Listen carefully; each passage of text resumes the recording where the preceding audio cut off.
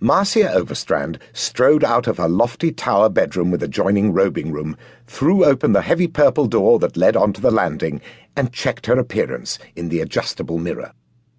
"Minus 8.3%, she instructed the mirror, which had a nervous disposition and dreaded the moment when Marcia's door was flung open every morning. Over the years, the mirror had come to read the footsteps as they crossed the wooden boards, and today they had made the mirror edgy, very edgy.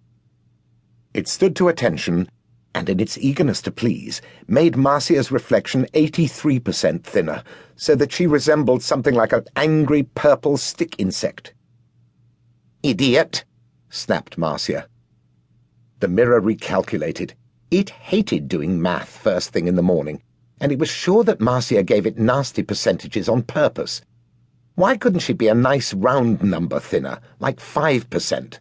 Or even better, 10%? The mirror liked 10%s. It could do them. Marcia smiled at her reflection. She looked good. Marcia had on her winter extraordinary wizard uniform, and it suited her. Her purple double silk cloak was lined with the softest indigo blue Angora fur. It fell gracefully from her broad shoulders and gathered itself obediently around her pointy feet. Marcia's feet were pointy because she liked pointy shoes, and she had them specially made. They were made of snakeskin, shed from the purple python that the shoe shop kept in the backyard just for Marcia's shoes. Terry Tarsel, the shoemaker, hated snakes, and was convinced that Marcia ordered snakeskin on purpose. He may well have been right. Marcia's purple python shoes shimmered in the light reflected from the mirror, and the gold and platinum on her extraordinary wizard belt flashed impressively. Around her neck she wore the Ahu amulet, symbol and source of the power of the extraordinary wizard. Marcia was satisfied. Today she needed to look impressive. Impressive and just a little scary. Well, quite a bit scary if necessary. She just hoped it wouldn't be necessary. Marcia wasn't sure if she could do scary. She tried a few expressions in the mirror, which shivered quietly to itself, but she wasn't sure about any of them.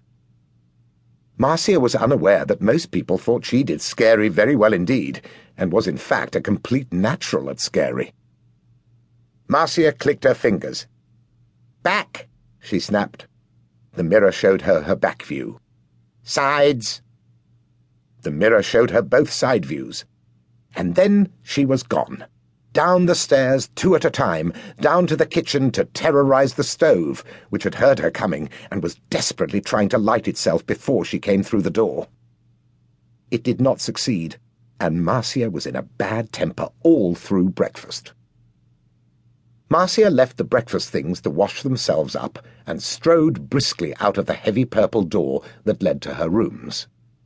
The door closed with a soft, respectful clunk behind her as Marcia jumped onto the silver spiral staircase. "Down," she told the staircase. It began to turn like a giant corkscrew, taking her slowly down through the tall tower, past seemingly endless floors and various doors that all led into rooms occupied by an amazing assortment of wizards. From the rooms came the sounds of spells being practiced, chanted incantations, and general wizard chit-chat over breakfast. The smells of toast and bacon and porridge mixed strangely with the wafts of incense that floated up from the hall below, and as the spiral stairs came gently to a halt, Marcia stepped off, feeling slightly queasy and looking forward to getting out into the fresh air. She walked briskly through the hall to the massive, solid silver doors that guarded the entrance to the wizard tower.